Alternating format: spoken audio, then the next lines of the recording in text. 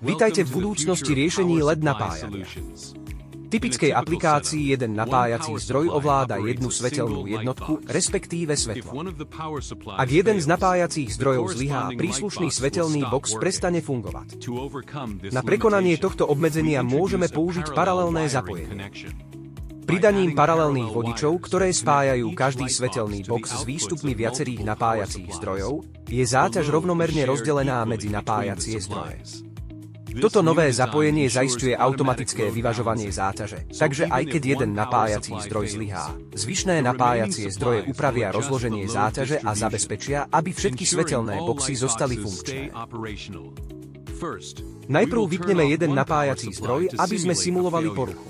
V typickom zapojení by to spôsobilo vypnutie jedného zo svetelných boxov.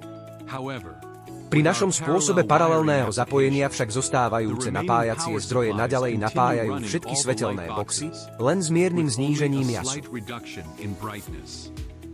Teraz vypneme ďalší napájací zdroj a necháme funkčný iba jeden.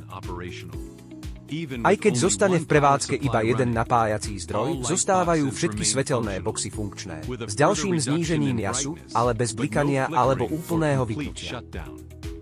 Táto demonštrácia ukazuje, ako systém paralelného zapojenia s automatickým vyvažovaním zaisťuje spoľahlivosť a stabilitu aj v prípade poruchy jedného alebo viacerých napájacích zdrojov. Záťaž je automaticky rozložená a poskytuje konzistentný výkon bez prerušenia.